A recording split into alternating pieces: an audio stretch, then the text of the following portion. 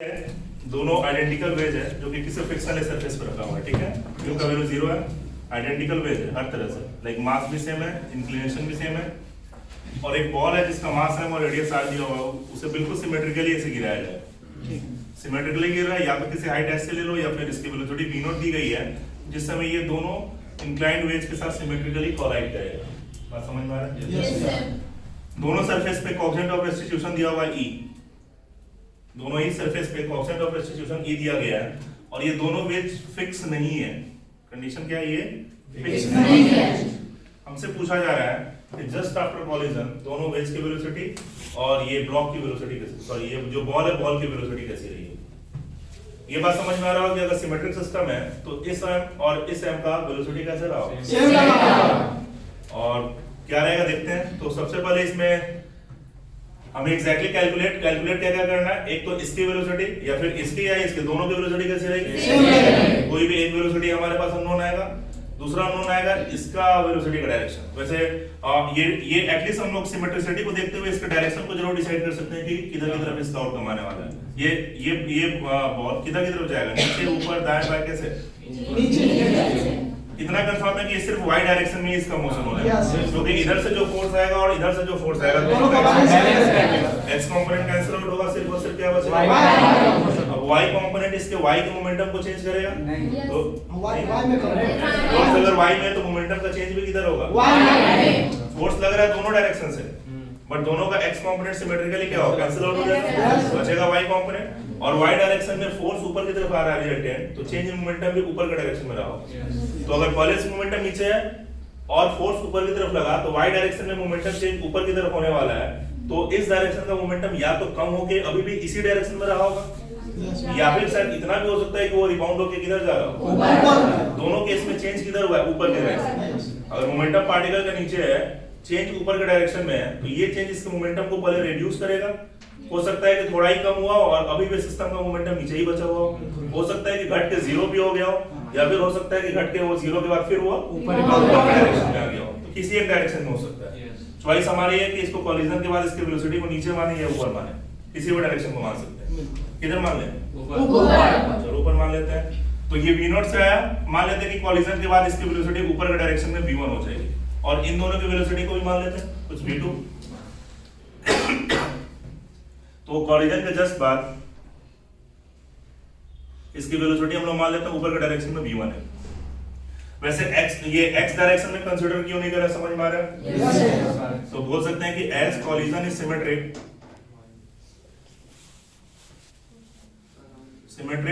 in x direction, as collision is symmetric in x direction, net external force कैसा आएगा? 0 आ रहा है। Yes.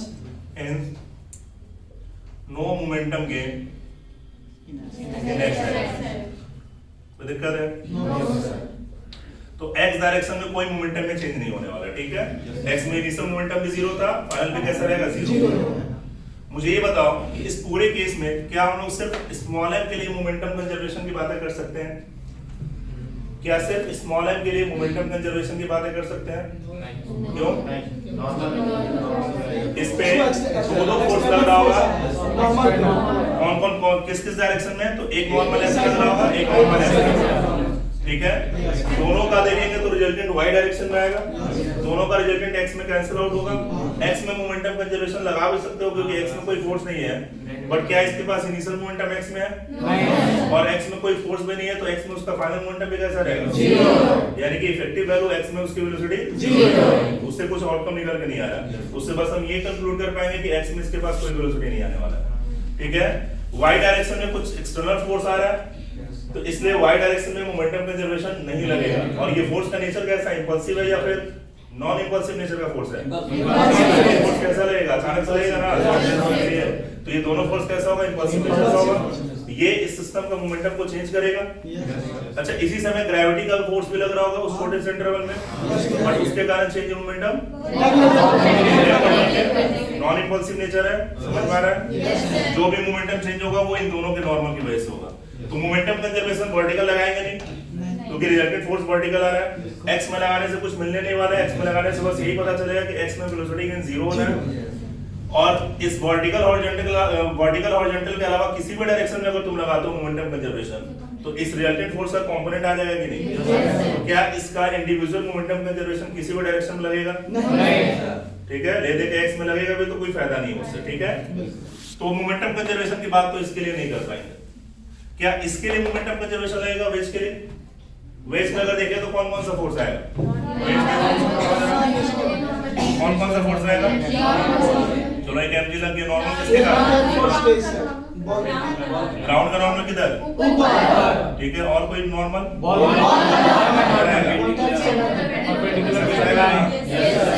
ठीक है, अब बताओ ये सारे मिला के वर्टिकल डायरेक्शन में तो मुझे एक्सटर्नल फोर्स दिख रहा है, तो वर्टिकल डायरेक्शन में मोमेंटम कंजर्वेशन की बात होगी।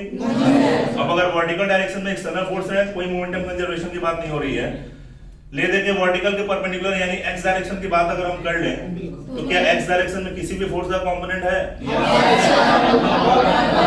नॉर्मल का भी कंपोनेंट है, तो क्या एक्स में भी मोमेंटम कंजर्वेशन लगेगा? तो वेज के लिए भी मोमेंटम कंजर्वेशन की बातें नहीं हो पाएगी। कॉलिजन है, एनर्जी कंजर्वेशन लगेगा? तो एनर्जी कंजर्वेशन की बातें नहीं होंगी, मोमेंटम कंजर्वेशन की बातें नहीं हो पा रही है। तो फिर सवाल है कि कैसे इस v1 v2 को कैलकुलेट किया जाएगा? तो हमारे पास कोई ऑप्शन नहीं बचा, हम लोग इंपल्स को यूज करेंगे। बात समझ में आ रहा है? तो ट्राई करते हैं कि करके। तो ये इंपल्स ही होगा जो कि दोनों के मोमेंटम को चेंज कर रहा होगा। अगर इस इंपल्स के अलावा और कोई एक्सटर्नल फोर्स नहीं रहा होता तो फिर हम मोमेंटम कंजर्वेशन की बात कर रहे थे। इंपल्सिव फोर्स के कोरस्पॉन्डिंग ही अगर इंपल्सिव फोर्स के अलावा और कोई एक्सटर्नल फोर्स नहीं होता था, ठीक है, तो किसी पार्टिकुलर डायरेक्शन में हम लोग मोमेंटम कंजर्वेशन की बात कर पा रहे थे। बट यहाँ क्या है कि अलग अलग डायरेक्शन में इंपल्सिव फोर्स आ भी रहा है, जिसके कारण किसी भी डायरेक्शन में हम लोग मोमेंटम कंजर्वेशन नहीं कर पा रहे। ठीक है, तो अगर हम लोग सिर्फ स्मॉल एम के बारे में सोचेंगे तो क्या करना होगा? स्मॉल एम पे अगर देखा जाए तो कौन कौन सा फोर्स लग रहा होगा? तो mg को काउंट करने की जरूरत है क्या? अगर हम इंपल्स को देख रहे हैं तो जरूरत है क्या? तो एक इधर वाले इंक्लाइंड सरफेस से जो नॉर्मल आएगा वो इस डायरेक्शन में होगा, जो कि सेंटर से पास करेगा क्या? सरफेस से अगर हम नॉर्मल डालेंगे तो कहां से पास करेगा? ठीक है, सिमिलरली ये वाले सरफेस से भी देखेंगे, जो ये वाला इंक्लाइंड है उसके कारण भी एक नॉर्मल ऐसे जाएगा। ये दोनों फोर्स कैसा होना चाहिए? सिमेट्रिकली इक्वल होना चाहिए। दोनों तरफ से ये सिस्टम कैसा सिमेट्रिक है, तो ये दोनों फोर्स कैसा होगा? तो फिर अगर दोनों फोर्स इक्वल है तो दोनों का इंपल्स भी कैसा होगा? बात समझ में आ रहा है? दोनों का एक एक कंपोनेंट वर्टिकल आएगा और एक एक कंपोनेंट हॉरिजॉन्टल आएगा। हॉरिजॉन्टल वाला कंपोनेंट कैंसिल आउट हो चुका है, तो ये कंपोनेंट निकालने के लिए हमें डायरेक्शन को भी ढूंढना पड़ेगा। डायरेक्शन कैसे ढूंढेंगे? तो हॉरिजॉन्टल से ये टेंजेंट का डायरेक्शन कैसा है? थीटा एंगल में। ये डायरेक्शन जो है देखना जरा ध्यान से, हॉरिजॉन्टल से ये इंक्लाइन का डायरेक्शन हमारा थीटा एंगल पे है। ठीक है, तो इसके परपेंडिकुलर का डायरेक्शन जब देखोगे ये थीटा है तो फिर ये थीटा बनेगा, ये 90 माइनस थीटा, तो फिर ये वर्टिकल से कितना एंगल बना रहा? तो ये जो जे का डायरेक्शन हमने लिया है इसे इंक्लाइन के परपेंडिकुलर लिया है, यानी कि यही हमारा जे का डायरेक्शन होगा, जो कि वर्टिकल से कितना एंगल बना रहा है। तो सिमेट्रिकली ये वाला जे भी वर्टिकल से कितना एंगल बनाएगा? तो दोनों का कंपोनेंट जब वर्टिकल डायरेक्शन में देखोगे, समझ में आ रहा है? ये देखिए जो भी इसमें इंपल्स लगा किधर की तरफ लगा है? वाई डायरेक्शन में आएगा, तो फिर टोटल इंपल्स कितना होगा? 2j। ठीक है, और इंपल्स का वैल्यू किसके बराबर होता है? dt से निकलेगा क्या? बात समझ में आ रहा है? तो जो नेट इंपल्स की बात करेंगे, इंपल्स मोमेंटम थ्योरम अगर हम लोग चाहे तो यहाँ अप्लाई करेंगे, तो इंपल्स मोमेंटम थ्योरम कितना आ जाएगा?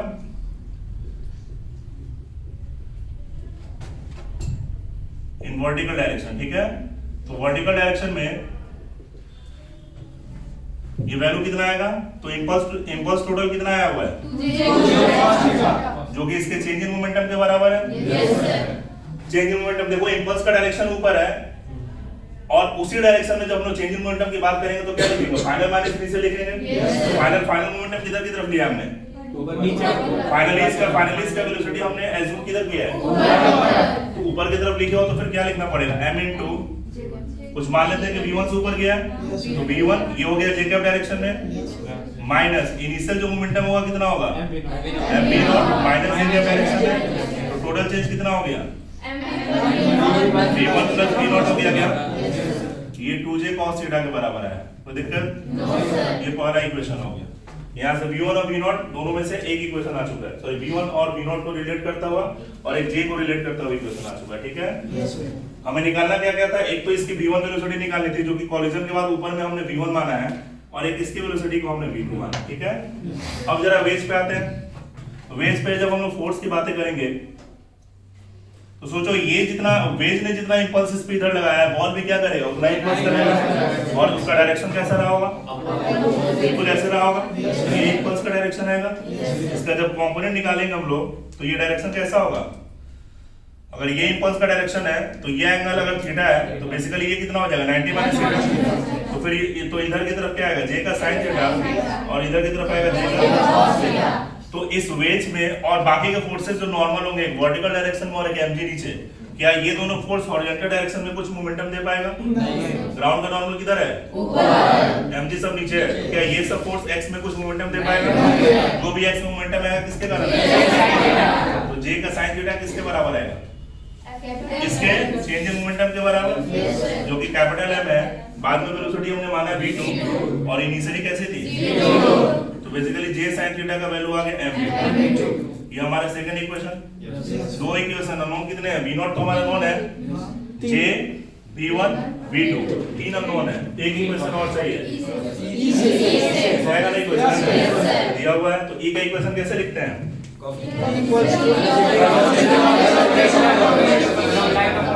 वेलोसिटी ऑफ सेपरेशन किधर की तरफ,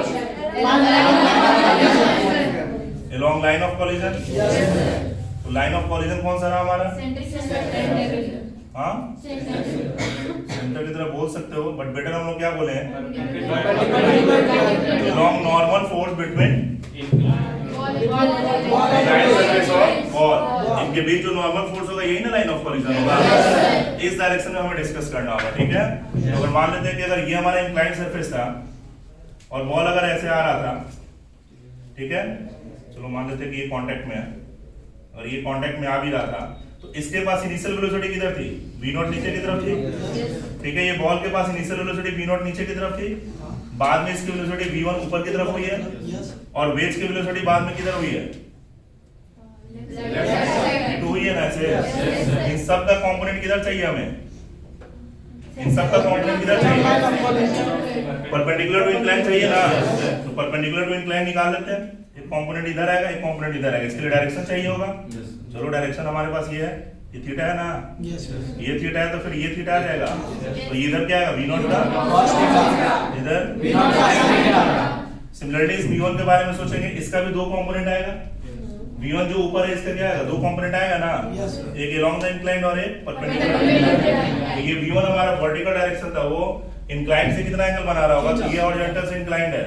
देखो ध्यान से रखना है, हॉरिजॉन्टल से इंक्लाइंड ये है, तो फिर थीटा इधर से बनेगा। बात समझ में आ रहा है। तो इस v1 का कंपोनेंट इधर कितना आएगा, और इधर क्या आ जाएगा, और जब इसके बारे में बात करेंगे v2 को लेके, तो v2 का भी दो कंपोनेंट आएगा, एक इधर और एक आएगा ऐसे। तो v2 का कंपोनेंट इधर ये थीटा बनेगा, तो इधर क्या आएगा, v2 का, और इधर आ जाएगा v2 का। तो देखते हैं, अब हमें इन सारे वेलोसिटी को डिस्कस किधर करना था, परपेंडिकुलर टू इंक्लाइन। तो जब e की बात करोगे तो अप्रोच किसके कारण आया, ये तो हमारा रेस्ट पे था, ये आया वेलोसिटी v0 से नीचे की तरफ, तो उसका कंपोनेंट इसकी तरफ यही ना अप्रोच आएगा। तो कितना अप्रोच आया हुआ है।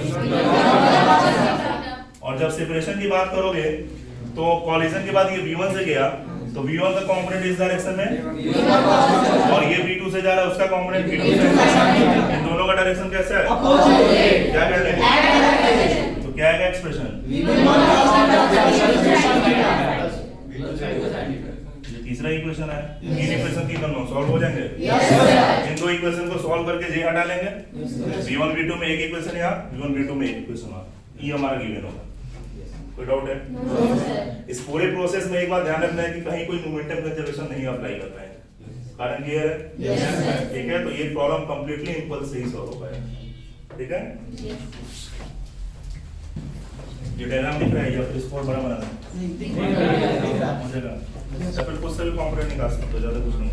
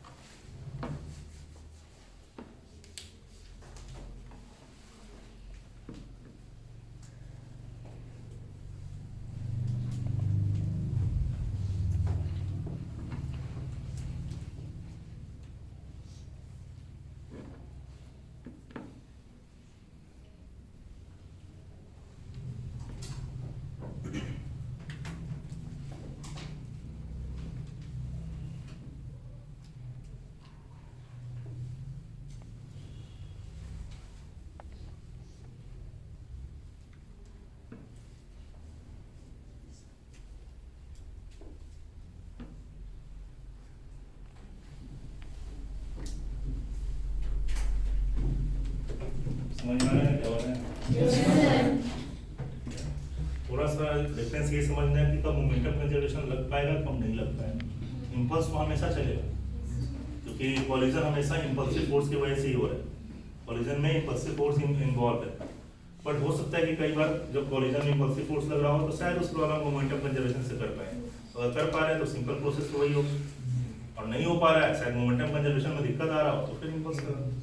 ध्यान रखना इंपल्स हमेशा इक्वल एंड अपोजिट होंगे, ठीक है? तो जितना इंपल्स इस पे लग रहा होगा उतना ही उस पे भी लग रहा होगा, बट डायरेक्शन अपोजिट होगी।